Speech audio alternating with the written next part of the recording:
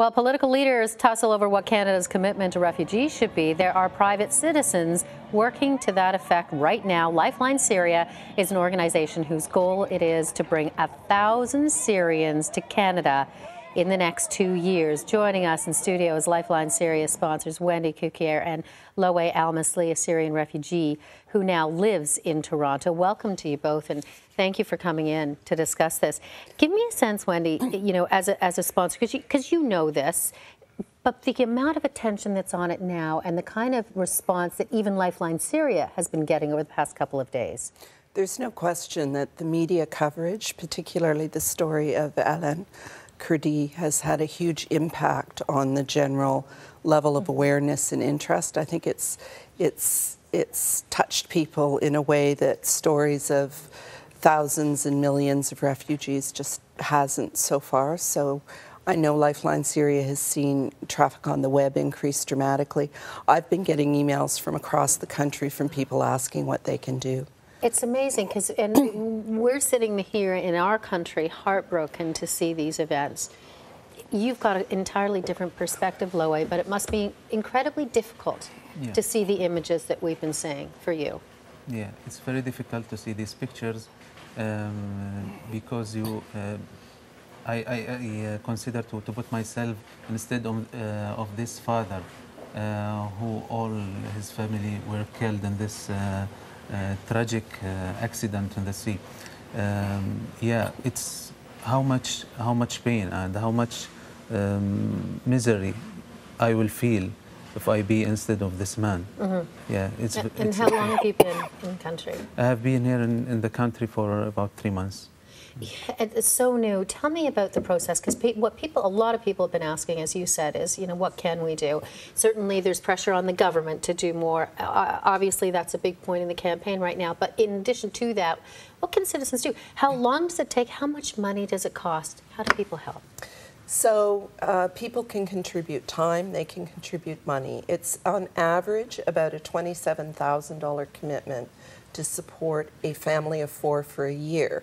So you divide that up, you can fundraise, you can find in-kind contributions, but you have to have a group of people who are prepared to sign papers and say, we will support this family for a year.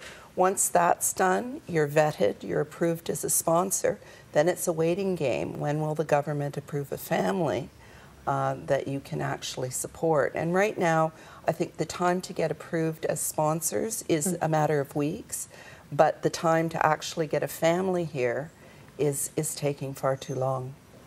And Loe, what was your experience in terms of when, you know, wanting to get out of Syria, and then from that time to the time that you got here, what was that process like, that time for you?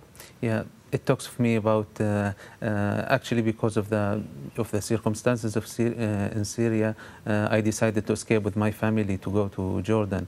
I stayed there in Jordan for 2 years and a half, and after that sponsorship holder group, Salvation Army, I started the processes to be sponsored here in Toronto, and it took me about 8 months to arrive here to Toronto, which is a long process for a protected person like me. Yeah, the people in Jordan and in Lebanon are living in very bad circumstances. They lose a lot of services there, so they are, and especially in Syria, because of the rise of the fighting between the many parties there, because of destroying the infrastructure of the country, the loss of the water, the pure water, the food, and these bad circumstances are encourage the people to get out of the country to arrive to a peaceful place. Yeah, but because of the large number of refugees now in the regional country, such like Jordan or Lebanon, these countries decided to reduce the flow of the refugees there. So the people are now searching for another places to go to. In terms of, you know, your experience through all of this, when you taught, you know, as I spoke with the former Minister of Immigration, obviously this morning, Chris Alexander about that. And aside from getting into a numbers game, what about expediting the paperwork and the red tape? He said, of course, there is a commitment there and that they will do that. Would that help? That would make a big difference. I was part of Operation Lifeline in 1979. Initially, the government set a target of 4,000 Indo-Chinese refugees. We brought in 60,000. That's why individual action is so important. That's why Canadians have to deliver a strong message to politicians from all parties about what a priority this is. Loie, what does it mean to be here now?